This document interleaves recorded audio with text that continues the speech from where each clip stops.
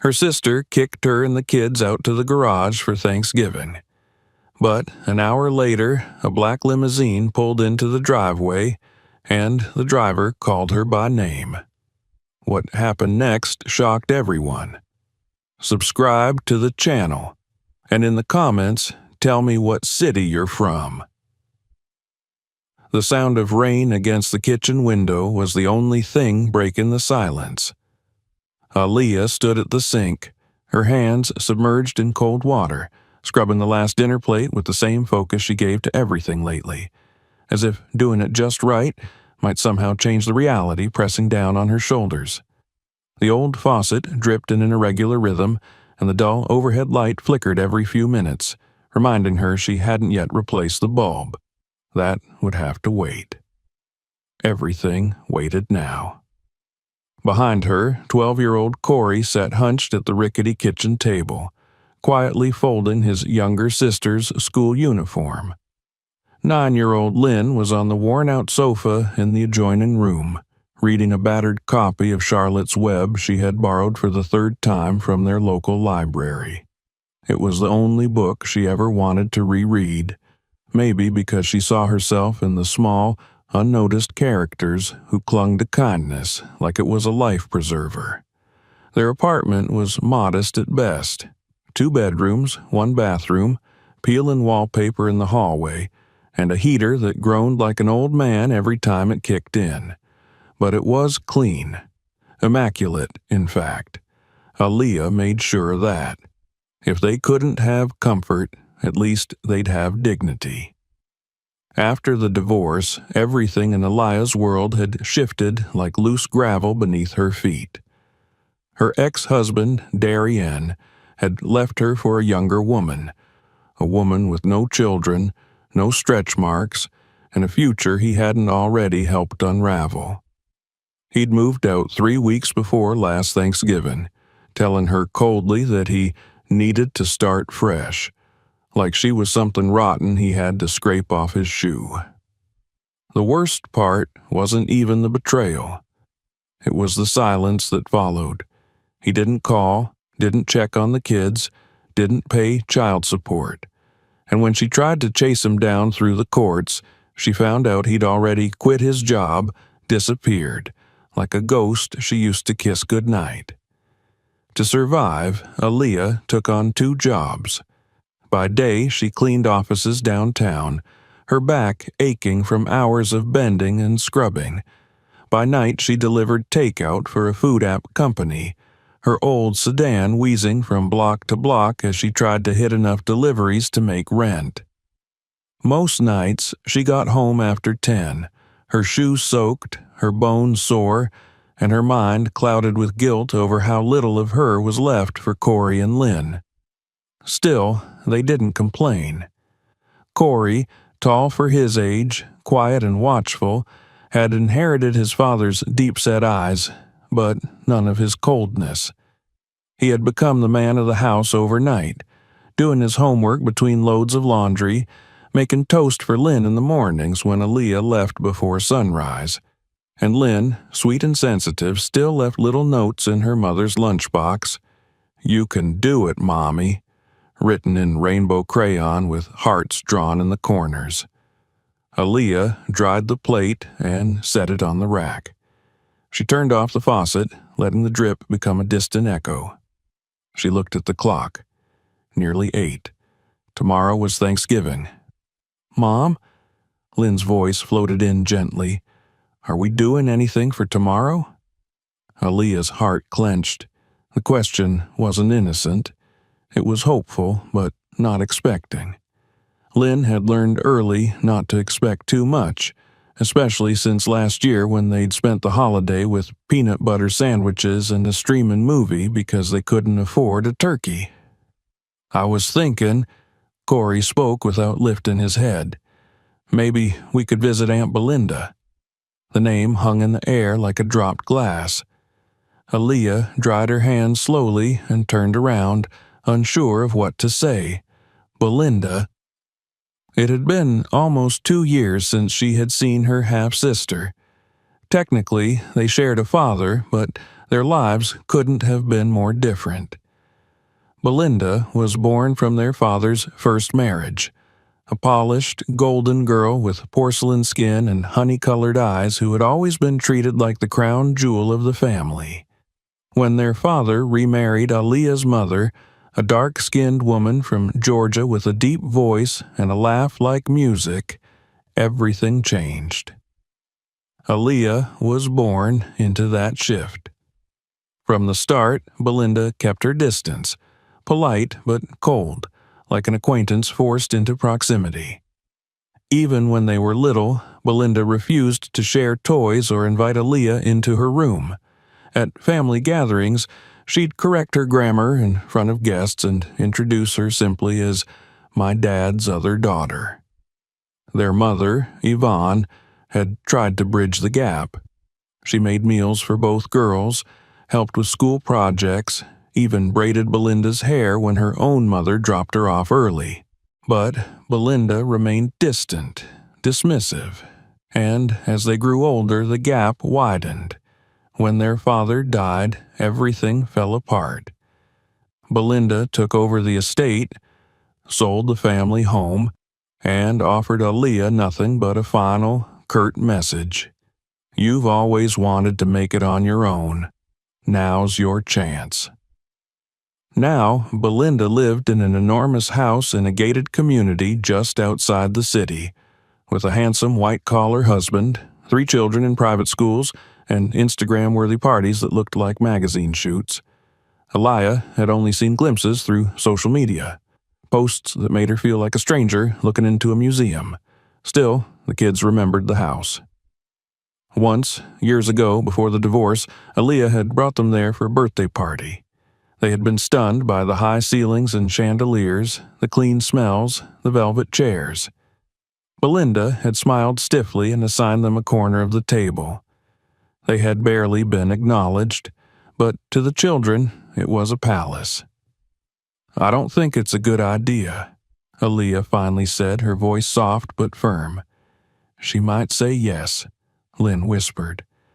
Aaliyah looked at them, at the longing in their eyes, at the way they were trying not to beg, and her resolve wavered. Maybe it was foolish, but something inside her whispered, try. Not for herself, but for them. What would it cost to send a message? Maybe an hour's discomfort. Maybe another bruise on her pride. But maybe also a warm room, a good meal, and a moment when her children could feel like they belonged. Later that night, after the kids had gone to bed, she sat on the edge of her worn mattress and stared at her phone for a long time. The contact was still there. Belinda M. She tapped the screen. Hi, I hope you're well. I was wondering if we might stop by for Thanksgiving. Just me and the kids. No expectations. Just thought I'd ask. She stared at the message for a long time, fingers hovering. Then she hit send. No response came that night or the next morning. But as she was packing sandwiches into school lunch bags, her phone buzzed. Sure, dinner's at 5. B, no smiley face. No, looking forward to seeing you. Just 5 words. But they were enough. Aaliyah texted back a simple thank you and didn't mention it to the kids until later. The rest of the day passed in a blur. She finished her morning shift, came home to nap for 30 minutes, then got up and began cleaning the children's shoes, ironing a second-hand dress she'd saved for some special day, and baking a cornbread pie with a few borrowed ingredients from the neighbor across the hall. Corey offered to sweep the car. Lynn brushed her doll's hair and said, "This time, maybe Grandma will remember my name." Aaliyah paused at that. Their grandmother, Belinda's mother, had always been cold toward Aaliyah, and even colder toward her children, never missing an opportunity to point out their otherness. But Lynn's voice was full of hope, and Aaliyah didn't want to tarnish it with her own bitterness. So she smiled and said, "Maybe she will." When they finally packed into the car and pulled out of the narrow alleyway behind their apartment building, Aaliyah tried to swallow the nerves clawing up her throat. Her hands tightened around the steering wheel. This wasn't about her.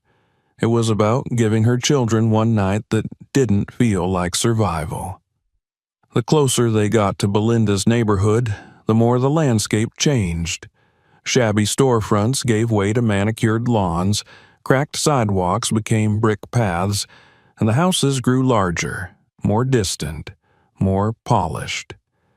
When they reached the security gate, Aaliyah gave her name. The guard checked a clipboard and then waved them through. As they drove up the curved driveway of Belinda's house, the kids pressed their faces to the window, wide-eyed. The house stood like a photograph. Columns, lanterns, perfect hedges. "Are you ready?" Aaliyah asked, forcing a smile. They nodded. She rang the bell. No one came. She rang again. Still nothing. Then, slowly, the door opened. And there stood Belinda, in a burgundy velvet dress and heels too high for comfort, a wineglass in her hand, and a look of poised politeness on her face that didn't quite reach her eyes. "Oh," she said, "you made it."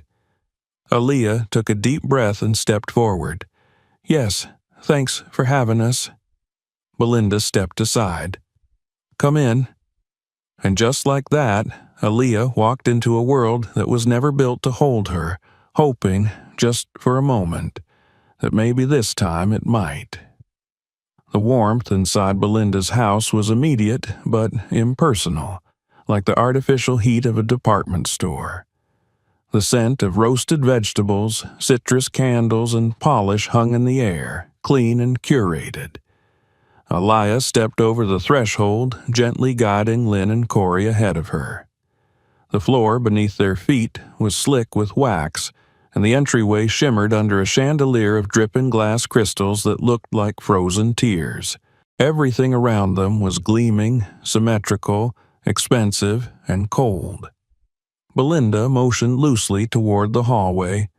"Shoes off, please," she said with a short smile, her tone more fitting for a service worker than a sibling. Aaliyah nodded and reached down to help Lynn out of her boots. Her daughter's socks, though clean, had a tiny hole at the heel. She tugged the pant leg lower to cover it and rose without comment. Belinda was already walking ahead, her heels clacking against the tile like punctuation marks. A sound echoed through the open floor plan, where the living room and kitchen flowed together like a showroom. Voices floated in from the backyard, laughter, clinking glasses, the high-pitched squeal of children playing games. Aaliyah glanced around and took in the details that hurt more than they should have.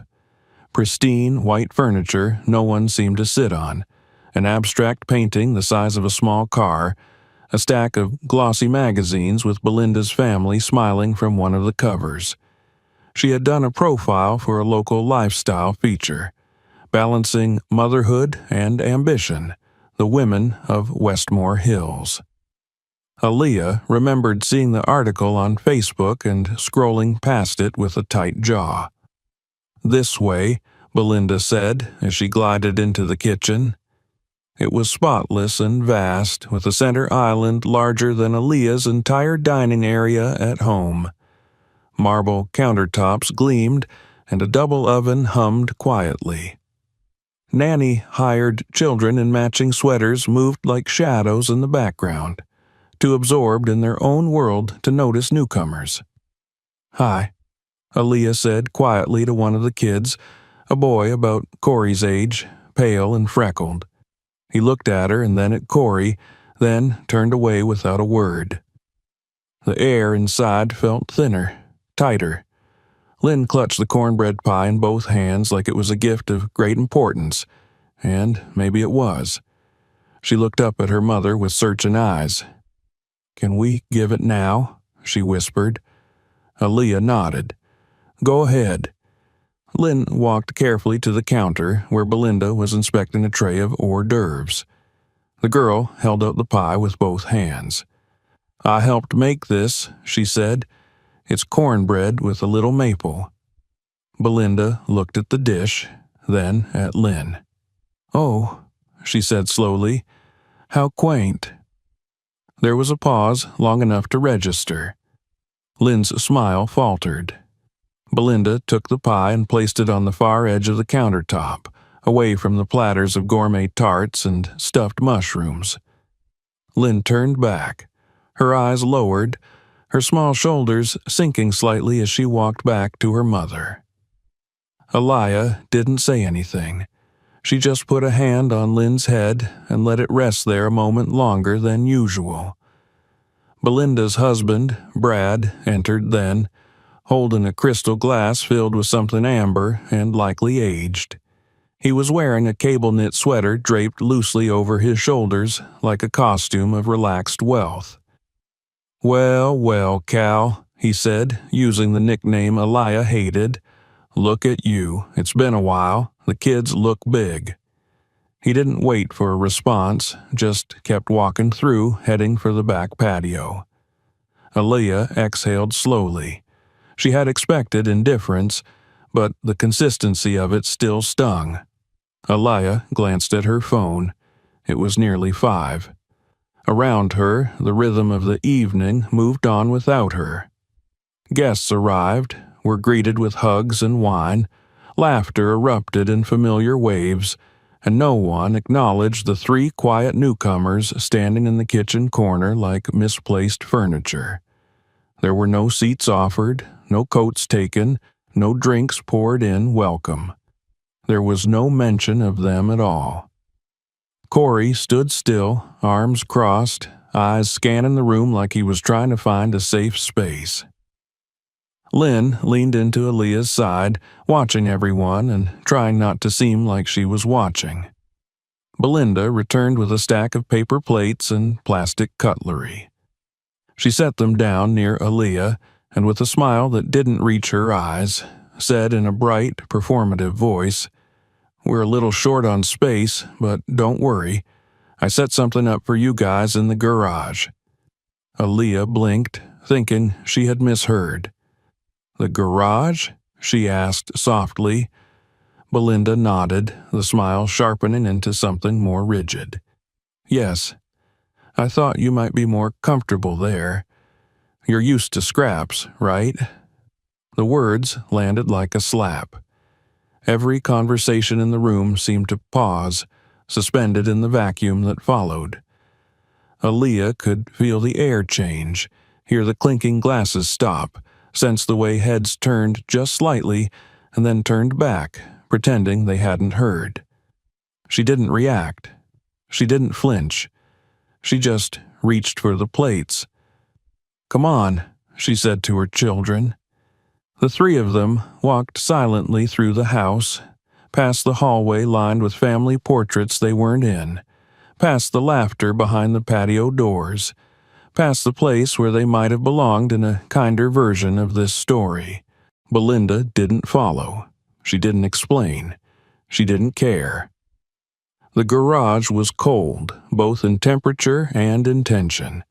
The concrete floor was hard and unforgiving with oil stains and dust patches.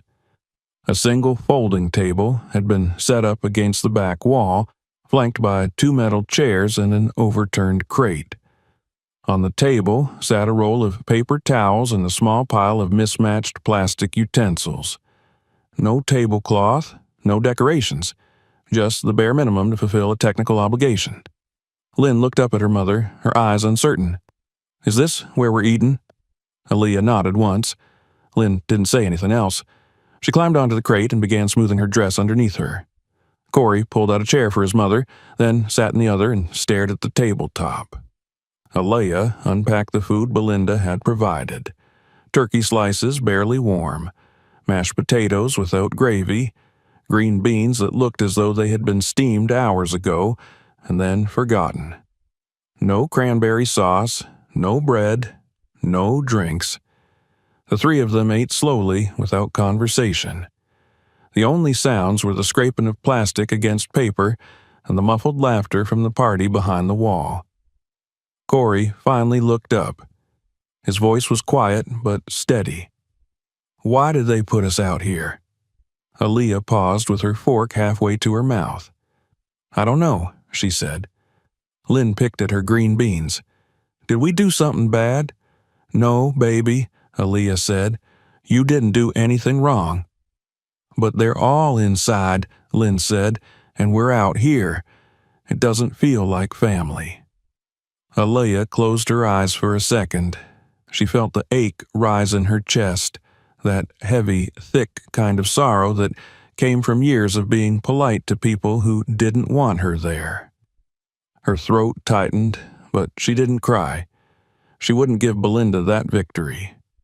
She opened her eyes and looked at her children. She smiled, even if it cracked at the corners. "We're together. That's what matters." Corey nodded slowly. Lynn reached across the table and took her mother's hand. In that moment, something inside Aaliyah shifted, not into anger, not into grief, but into clarity. It wasn't about the garage. It was about everything the garage represented. It was about the message they'd been sent. "You're not part of us. You never were." But what Belinda didn't know, what no one inside that house understood, was that sometimes the most beautiful transformations happen in the coldest corners. Outside, the sky had begun to darken. The garage door rattled slightly with the wind. The air smelled like rubber and dust, but the warmth around their little table came from something no polished chandelier could ever imitate. Aaliyah didn't know what would happen next. She didn't know if she would confront Belinda or leave quietly, or whether she'd ever see this place again. But she knew one thing, and it burned in her chest like a coal refusing to go out. They might have shoved her into a garage, but they had no idea who they had locked in there. The wind had picked up by the time Aaliyah settled into the metal chair, and the garage seemed to breathe with it, drafts curling in from beneath the warped side door, sliding across the concrete floor like invisible snakes. She folded her coat tighter around her waist and glanced at the children, who were still trying to make the best of what was clearly intended as punishment disguised as hospitality. Corey sat with a stubborn straightness, as if posture could be armor. Lynn, ever delicate, nudged a bite of mashed potatoes across her paper plate with the edge of her fork, trying to pretend she was still hungry. Outside, laughter burst through the garage wall every few minutes, the telltale crescendo of clinking glasses and polished conversation filtering in as though piped through speakers. It was surreal, hearing so much joy on the other side of a single layer of drywall, while the cold of oil-stained cement seeped through her shoes and into her bones. The folding table in front of them was bare, save for the disposable cutlery and napkins, one of which had already fluttered to the floor. Aaliyah leaned down to pick it up and caught sight of a dusty booster seat discarded in the corner, wedged between a stack of Christmas boxes and an old treadmill. She blinked, unsure why that image hurt so deeply, then sat back up slowly. No one had come to check on them. Not Belinda, not Brad, not even one of the perfectly dressed children who roamed the house like decorative accents. Aaliyah imagined Belinda walking through her immaculate living room with her wine glass poised just so, smiling for her guests as if she hadn't just shoved her sister and her niece and nephew into a garage like leftover furniture. She looked at her children again. Lynn had given up pretending to eat and was now tracing shapes in the condensation of her paper cup. Corey hadn't touched the green beans. His jaw was set tight, the same way it used to be when he came home from school and didn't want to talk about what the boys had called him in the locker room. It was a look that said, "I'm not going to cry. I'm too old to cry." Aaliyah knew that look too well. She had worn it herself more times than she could count. Her chest tightened with a sickening kind of clarity. This insult, this humiliation, wasn't new. It was just the most explicit version of what had always been there. Belinda had never really seen her as a sister, not when they were little, not when their father died, and certainly not now. For years, Aaliyah had tried to rationalize it, to believe it wasn't about race, about bloodlines, about shame. She had told herself it was just a personality difference, a misunderstanding. But tonight stripped away every layer of polite pretense.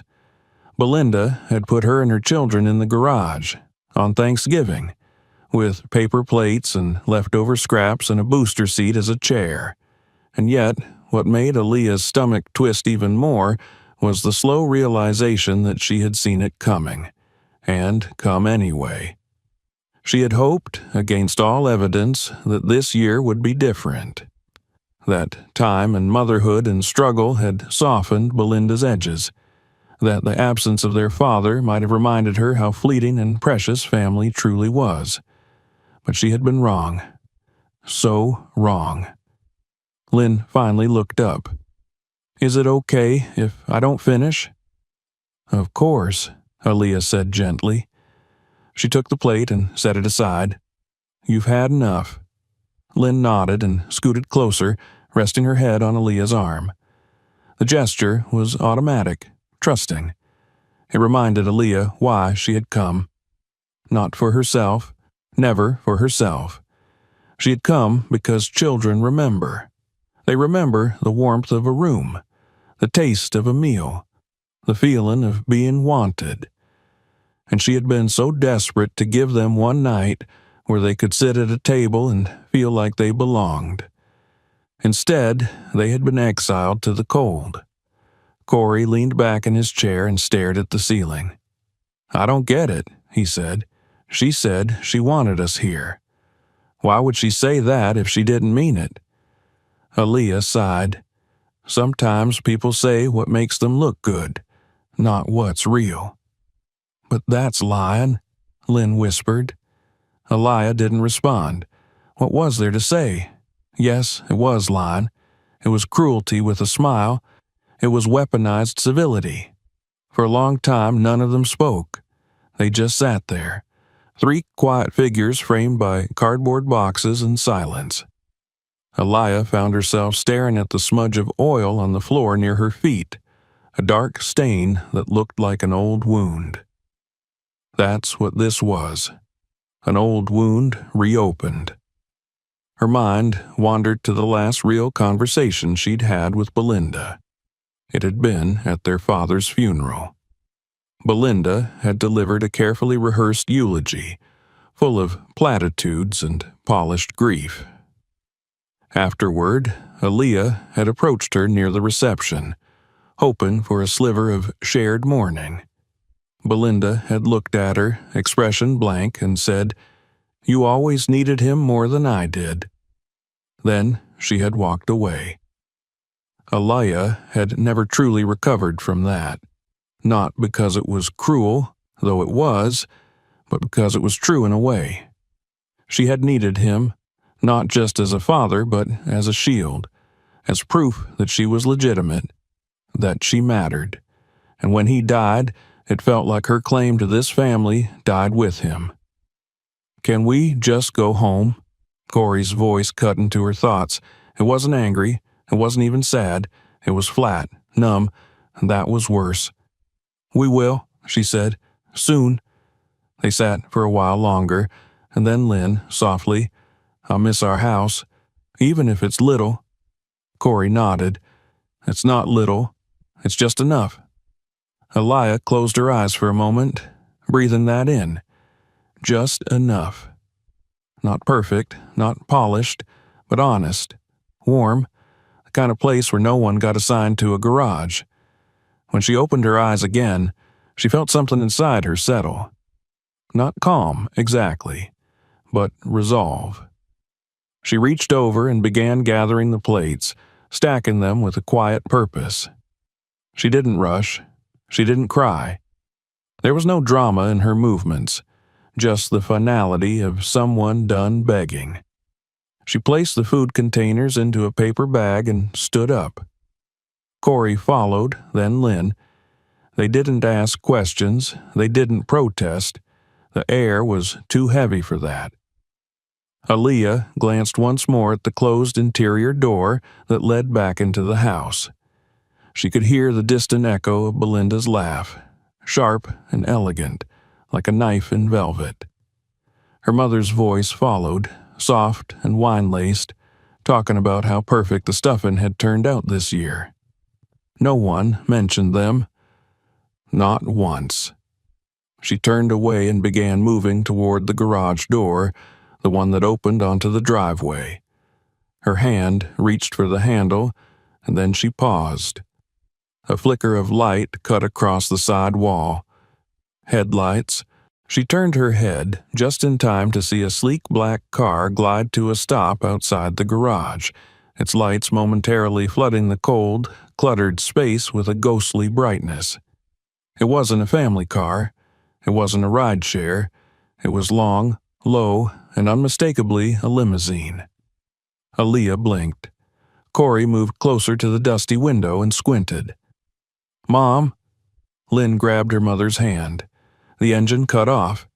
The three of them stood frozen in that moment, unaware that their world was about to pivot, that everything they had just endured was, in some strange way, about to become the beginning of something entirely different. Aaliyah didn't know yet who was in that car, but she knew one thing, as sure as the cold in her fingers and the silence in her chest. Whoever had come had not parked in front of Belinda's grand double doors. They had come to the garage. For a moment, Aaliyah didn't move. Her hand was still resting on the garage door handle, her mind trying to catch up to what her eyes had just seen. A limousine. A real one. The kind reserved for celebrities and weddings, not suburban Thanksgiving dinners and certainly not garages. Its black body gleamed under the dim driveway lights like it didn't belong in this neighborhood, like it had taken a wrong turn from somewhere far more important. Corey's breath had fogged the glass as he leaned against the garage window, trying to see more. "It's still there," he whispered, as if speaking louder might break the spell. Lynn squeezed Aaliyah's hand, her eyes wide and searching.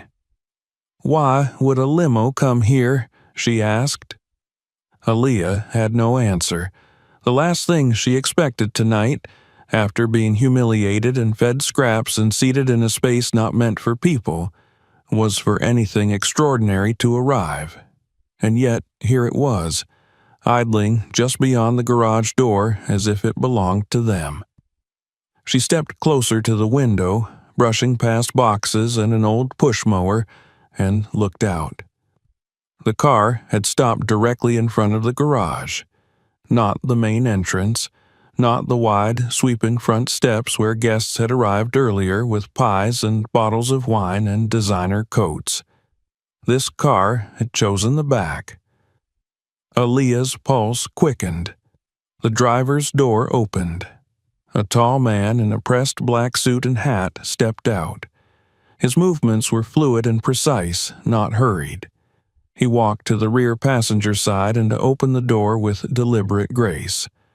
From within, a figure emerged, graceful, upright, and dressed in a navy blue wool coat that fell to her calves. The woman moved slowly, but not with age, rather with purpose, as if she had timed her arrival down to the second. Her silver-streaked hair was pulled back into a twist, and her heels clicked once on the concrete before she came to a full stop in front of the garage. Aaliyah opened the side door halfway and stepped into the chill. "Excuse me," the woman said, her voice smooth, resonant, and calmly assured. "I'm looking for the owner of this house." Aaliyah's lips parted, but she hesitated.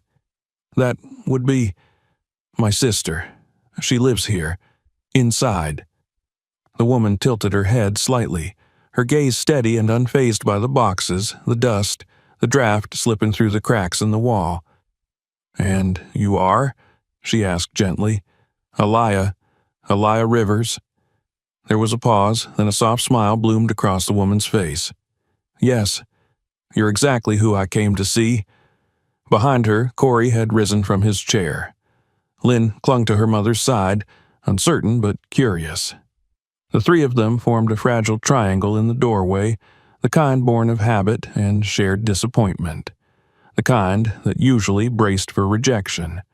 But this woman's tone carried none of that. Instead, it held something unfamiliar: recognition. I'm Margot Ellington, she said, founder of Women Forward. We run outreach and mentorship programs across the state, especially for women navigating hardship and transition. You volunteered with one of our shelters about 5 years ago, correct? Aaliyah blinked. Yes, I was going through a rough time. After I left my husband, I worked nights, stayed on a friend's couch, and during the day I'd help where I could. Cleaning, folding donations. Sometimes I wrote blog posts for the shelter's site. Margot's smile deepened. I read them, all of them. They were raw, honest, beautiful. You wrote with a voice that cut through the noise. You wrote pain without pity, struggle without shame, and most importantly, you wrote with truth. Aaliyah felt heat rising in her face. Not embarrassment, something closer to disbelief. That chapter of her life had been buried in exhaustion. She had never imagined it had been read, let alone remembered. I've been following your writing ever since, Margot continued. Your words have stayed with me. And this year, when we began planning our national summit, we knew we wanted something different. Not just success stories and tailored suits. We wanted someone who understood what it means to rise from the floor. We wanted you. Aaliyah's heart pounded. You want me to speak? Margot nodded. As our keynote speaker, we'll cover all travel, accommodations, childcare if needed. And we're offering a publishing contract. Your story deserves a wider audience. Your voice matters, Aaliyah. For a long moment, Aaliyah couldn't breathe. Behind her, Corey's voice was soft but clear. Wait, she wants you to speak? Like, on a stage? Lynn's eyes widened. Because of your writing? Margot looked at both children and said with a warmth that made Aaliyah's throat tighten. Because your mom is extraordinary. Aaliyah's fingers curled slightly around the edge of the doorframe. She turned her head toward the house instinctively. Through the narrow garage window, she could see shadows shifting behind the curtains. The living room was no longer filled with laughter. There was stillness now, the kind that comes when something unthinkable interrupts the script. They were watching. She could imagine it. Belinda's hand frozen halfway to her wine glass, Brad's smug posture wilted into confusion. Their mother's eyes narrowed as she strained to understand who this woman was, and why she wasn't walking up the front steps. Why she was here. In the garage. Speaking to Aaliyah as if she mattered. She looked back at Margot. Are you sure you have the right person? She asked, the old voice in her head still whispering doubt, still wondering if this was a cruel misunderstanding. I'm absolutely sure, Margot said. I've waited months to say this to you in person. We want you. And in that moment, something in Aaliyah lifted. Not like a balloon, but like stone, like armor. Something she had carried for years without realizing it was never hers to bear. The shame of not being wanted, the weight of being tolerated, the constant shrinking. It fell away. She stepped outside fully, letting the cold air wash over her. I'd be honored, she said. Margot extended her hand, not dramatically, but simply, with quiet certainty. Aaliyah took it. Corey gathered the food containers carefully, cradling them like they mattered. Lynn slipped her hand back into her mother's, her face radiant with awe. Together, they followed Margot toward the car. The limousine's interior was warm, softly lit, and lined with leather seats that seemed impossibly comfortable. Aaliyah settled in, holding Lynn on one side, Corey on the other. Margot sat across from them and spoke to the driver through a lowered window. "Dinner downtown, please. Then we'll discuss the summit and the publishing agreement." As the car pulled away, Aaliyah turned her head one last time. Through the parted curtains of the living room, she caught a final glimpse of Belinda's face. Pale, mouth slightly open, eyes wide with disbelief. Her mother sat beside her, stone-faced, the glass in her hand trembling. They looked stunned. Not angry, not outraged, just stunned. As if the story had taken a turn they hadn't written. As if the person they had tried to discard had been picked up by the world and lifted into the light. The garage faded behind them. For the first time in years, Aaliyah felt like she wasn't just surviving. She was seen, not for what she lacked, not for where she had come from, but for who she had always been. The city lights unfolded like a constellation as the limousine wove its way from the polished driveways of the suburbs to the glowing pulse of downtown. Aaliyah sat in stillness, one hand resting on Lynn's small shoulder, the other on Corey's arm. The warmth inside the car was deep and enveloping, as though the universe itself had wrapped them in something long denied but deeply deserved. Outside, skyscrapers glimmered, storefronts gleamed, and passing headlights blurred into long, golden streaks across the window glass. She could hardly speak. It wasn't that she had no words. There were too many. They tangled inside her, too heavy to lift, too full of disbelief to spill easily. The space between her ribs felt wide and trembling. Everything had changed in less than 15 minutes, and yet the air in the car was calm, like it had always been waiting for this moment to arrive. Margot sat across from them, composed and warm, her elegant navy coat folded neatly over her lap. She spoke only after giving them time to breathe, to look around, to adjust to the foreign texture of dignity. "We have a dinner reservation at the Marlowe," she said. "It's quiet, private. They have a table prepared for us. I thought it might be a good place to begin discussing what's next." Aaliyah nodded, her voice still caught somewhere between her chest and throat. That sounds perfect." Lynn was gazing out the window with the wide-eyed awe only a child can manage. Her hands pressed to the glass as they passed a grand hotel lit by a canopy of golden bulbs. Corey sat with his arms folded but not in resistance. For the first time in hours, he wasn't defensive, only stunned. His posture had softened. His jaw no longer clenched. Aaliyah watched him silently and saw something flicker across his face, something she hadn't seen in a long time. Pride. It was nearly surreal. Just an hour ago, they were in a garage, surrounded by storage bins and cold metal chairs, eating from plastic plates and swallowing down shame. And now, this. The same world, the same night, but it felt like someone had flipped the script of their story and handed them the next chapter. As the limo slowed before a discreet entrance flanked by tall hedges and soft uplighting, a man in a black suit stepped forward to open the door. Margot exited first, then turned and offered her hand to Aaliyah. Lynn followed, clinging gently to her mother's skirt, and Corey emerged last, his eyes scanning everything with cautious wonder.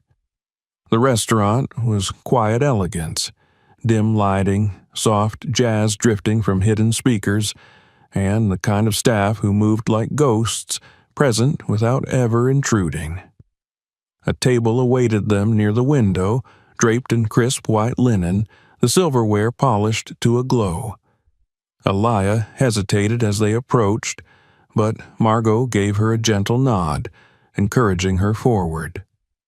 Once seated, a server brought warm bread wrapped in a cloth napkin, poured water into glasses like crystal, and disappeared. No one stared at them, no one whispered. There was only space and warmth and dignity. Aaliyah looked across the table at Margot, the disbelief finally giving way to curiosity. "Why me?" she asked, her voice softer now, not from fear but from genuine wonder. There must be so many women with louder voices, better credentials. I didn't even know anyone was reading what I wrote. Margot smiled and leaned forward slightly. That's exactly why. We've had years of polished voices, experts, professionals, but what we're missing in this world right now is truth. You didn't write to impress, you wrote to survive. And in doing that, you gave language to women who had none. You made someone like me, someone far removed from where you stood, feel something. That's rare. That's necessary. Aaliyah stared down at her folded hands in her lap, her knuckles pale with memory. She thought about the nights she had typed on her cracked phone screen while her children slept on a borrowed mattress, the times she had doubted every word, thinking no one would ever care. And yet, here she was, in a restaurant that didn't serve leftovers, speaking to a woman who had walked straight past chandeliers and turkey platters and come to a cold garage door.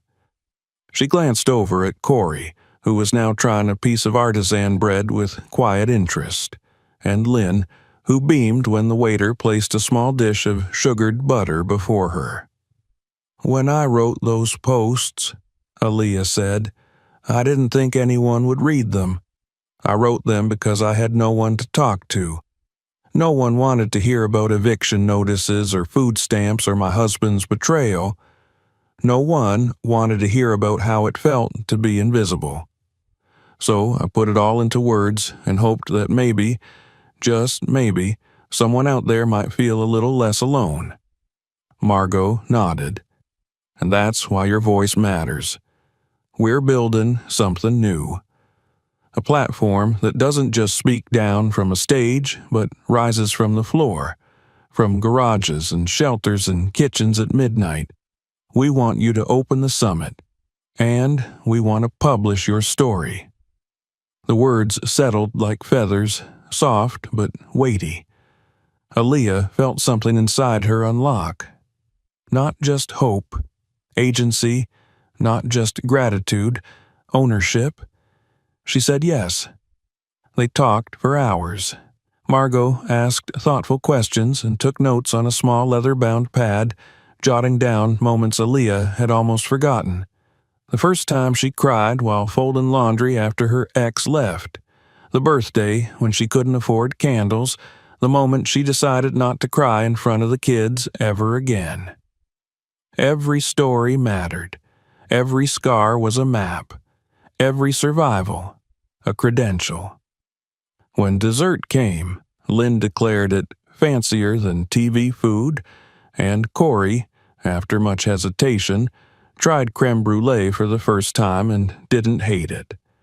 They laughed together, not because anything was particularly funny, but because the laughter had been bottled up for too long and now had permission to breathe. When the check arrived, Margot waved it away with a simple gesture. "You've already paid enough," she said. The ride home was quieter, not from awkwardness, but from peace. A silence that didn't ache. A silence that didn't mean, "Don't speak," but "You're safe."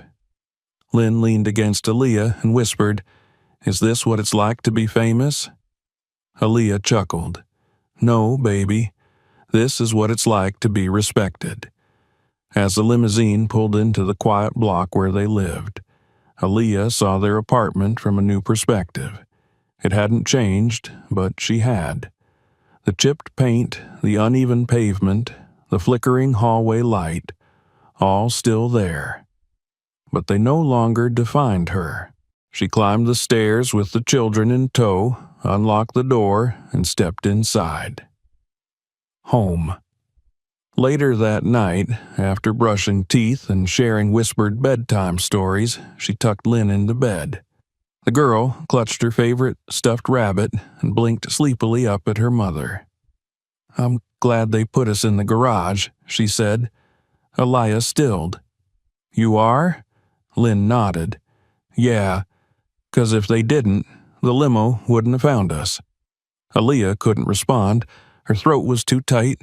She kissed Lynn's forehead and whispered, "You're smart." "I get it from my mom," the girl replied, then rolled over and drifted off. Aliyah sat on the edge of the bed for a long while after that, listening to the soft breath of her daughter, the steady hum of the heater, the quiet promise of a world just beginning to unfold. That night, sleep didn't come easily. Her mind played the evening on loop, but not in panic, in awe.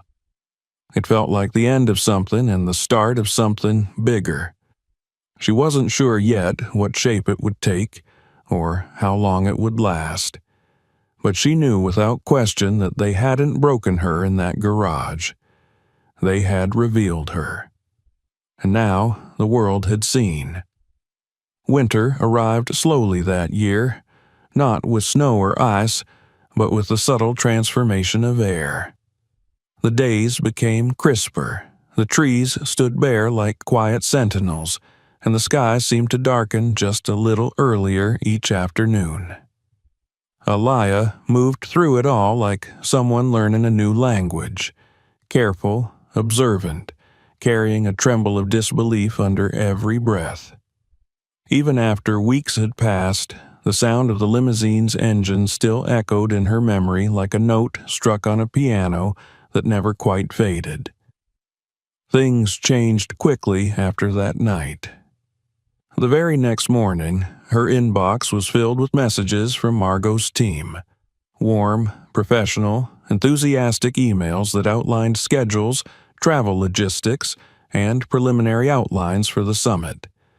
They spoke of keynote materials, stage preparation, and the upcoming publishing contract with the same calm certainty they might use to describe a catered lunch or an upcoming conference call. But for Aliyah, every line felt like a miracle written in plain text. Her phone rang with unfamiliar area codes. Editors, event planners, journalists who had seen the summit announcement. The foundation had made it official. Aliyah Rivers would be opening the National Women Forward Summit in Chicago that spring. Her name appeared in newsletters and press releases, attached not as a footnote, not as Belinda's sister, but standing alone. Bold, centered. At first, she thought it might all be temporary, that the interest would burn bright and then vanish, as so many things did in her life. But it didn't. The light stayed. Margot's team followed through on every promise. Aliyah was assigned a writing coach, someone to help her shape the blog posts she had written in exhaustion and grief into a manuscript. They sent equipment, an ergonomic chair, a new laptop, a quiet printer that hummed like approval. A publisher sent her a contract with numbers that made her sit down on the edge of her bed and reread it 6 times, afraid the decimal might disappear if she blinked too hard. The first check that came in didn't buy her a new car or a bigger place, but it covered rent for 5 months in advance, and she framed the receipt. Not because of the amount, but because it was the first time in her life she had been paid for her voice. And then something even more subtle happened. She changed. Not all at once, not dramatically, but in the small, powerful ways that build a life. She stopped apologizing when she spoke. She stopped shrinking herself in rooms that were too loud. She stopped saying yes out of fear of seeming ungrateful. The day she walked into the small bookstore downtown to sign a few pre-release copies of her upcoming memoir, she did so in the same coat she had worn on Thanksgiving, the one she had almost left at home because she thought it looked tired. She wore it proudly, because the fabric didn't matter. Her story did. Corey began writing too. Quietly at first, notes and poems tucked between textbooks, thoughts scribbled into a dollar store notebook he refused to show anyone. Then, one evening, while sitting at the kitchen table with his headphones on, he slid it toward her without a word. She opened it, heart pounding, and read a poem titled, "Chairs Don't Make the Table." The lines were short, fierce, and unsparing. He didn't mention the garage, but she saw it in every sentence. Saw the shame turned into shape. Saw the silence turned into sound. Lynn stayed Lynn, curious, compassionate, full of bright-eyed wonder. But she became more than a child seeking approval. She became a girl who watched her mother stand up and decided she could too. She started a kindness journal where she documented every moment someone had made her feel seen. And one night, Aaliyah found a sticky note on the mirror that read, "You're my favorite writer, even more than Mo Willems." The three of them moved through the world differently now. Not richer, not more important, just more rooted. And that, perhaps, was the greatest shift of all. Thanksgiving came again faster than she expected. The air turned sharp, the sky took on its annual silver hue, and suddenly it was time to think about turkeys and pies and the fragile, powerful ritual of gathering. Margot's assistant had called a week before, offering a reservation at a luxury retreat. "We'd be honored to host your family for the holiday," she had said. Aaliyah had thanked her but declined. This year, she was hosting.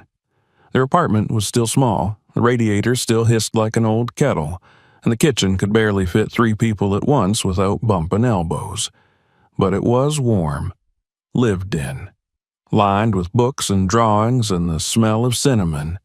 They invited friends, mothers from the shelter Aaliyah once volunteered at, a former neighbor who had once lent her flour, a teacher who had encouraged Corey when he was falling behind, a woman who used to clean offices with her and now owned a mobile cleaning business of her own. They brought casseroles and mismatched dishes, pies that leaned sideways in their boxes, bags of rolls with the tops wrinkled from the grocery store shelf. Nobody wore pearls or cashmere. Nobody asked if they were in the right place. Everyone came in laughing. There weren't enough chairs, but no one cared. People sat on floor cushions, on pillows, on blankets folded over crates. There were seconds, thirds, and the kind of conversation that makes you forget how tired you are. Lynn passed out napkins like a hostess on a mission. Corey manned the music. Aaliyah moved through the space with sleeves rolled up, cheeks flushed, heart full. No one mentioned Belinda. No one asked if they were spending the holiday with family, and she didn't offer an explanation. Because this was family. That morning, Aaliyah had received a text from her mother.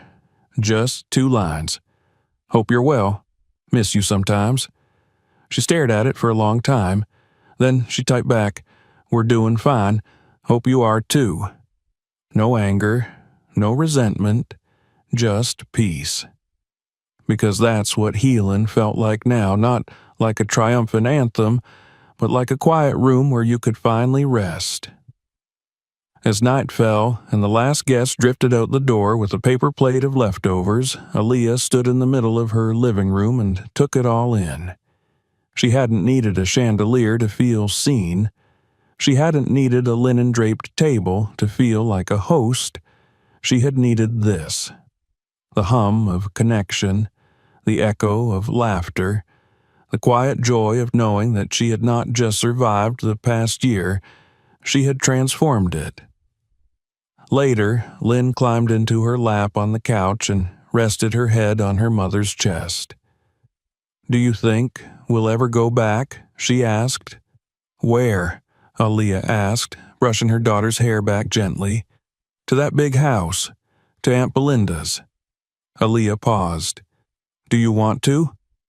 Lynn thought for a moment, then shook her head. "No, I just wondered." Aaliyah kissed the top of her head. "We don't need to go back to a place where we weren't welcome. We've built something better." Lynn smiled sleepily.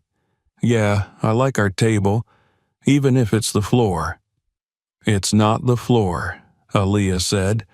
"It's wherever we are together." She looked around at the apartment.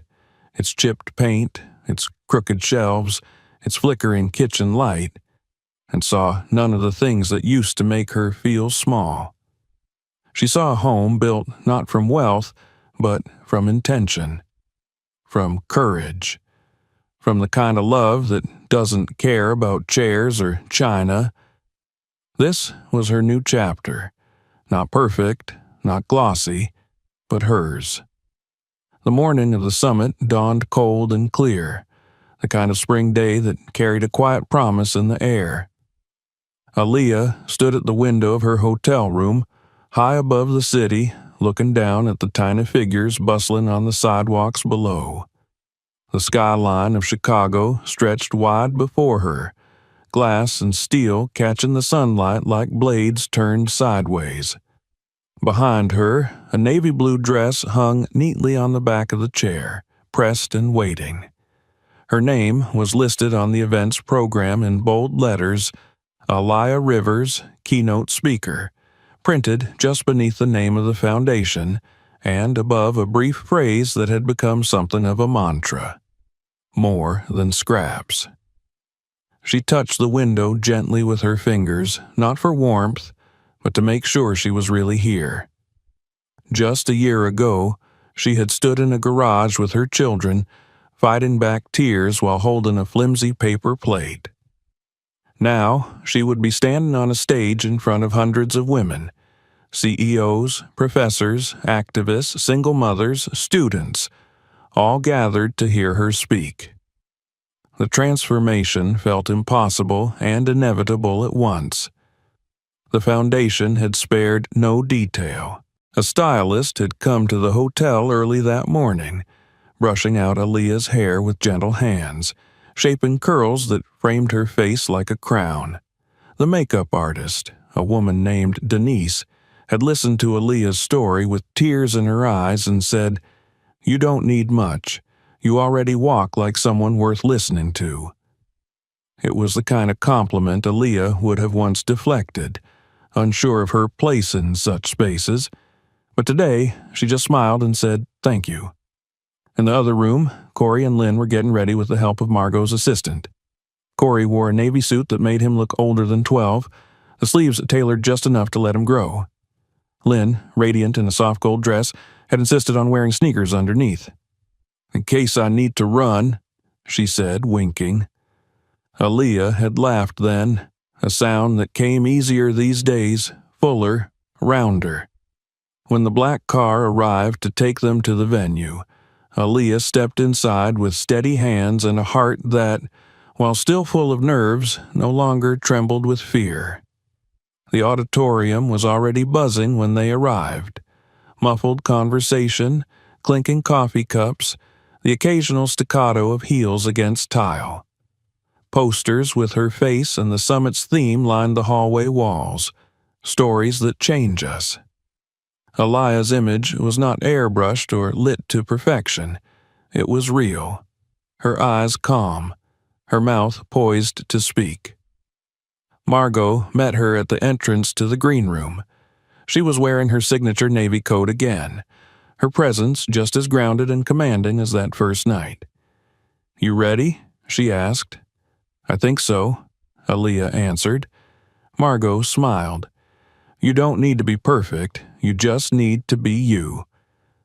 That was enough.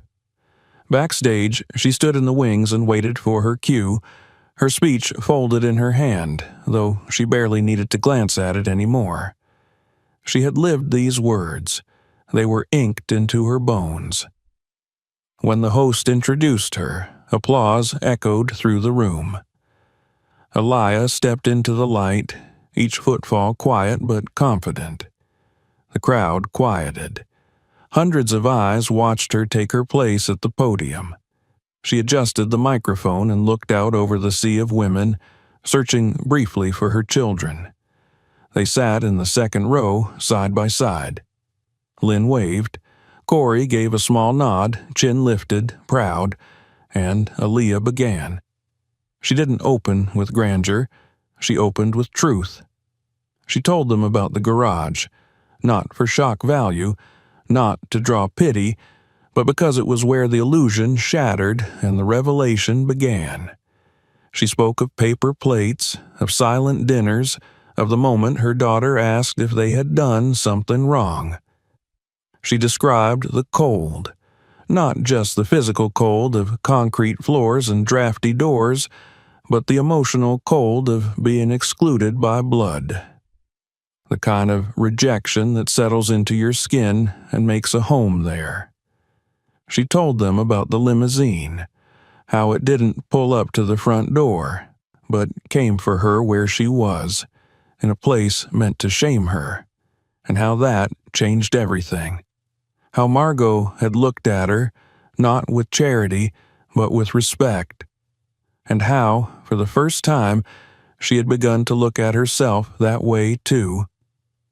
She spoke of survival, of waking up in the middle of the night and writing blog posts in the dark, of folding laundry with tears on her cheeks and pretending not to notice the missed calls from bill collectors, of raising children on hope and grit, of learning to listen to her own voice even when no one else did.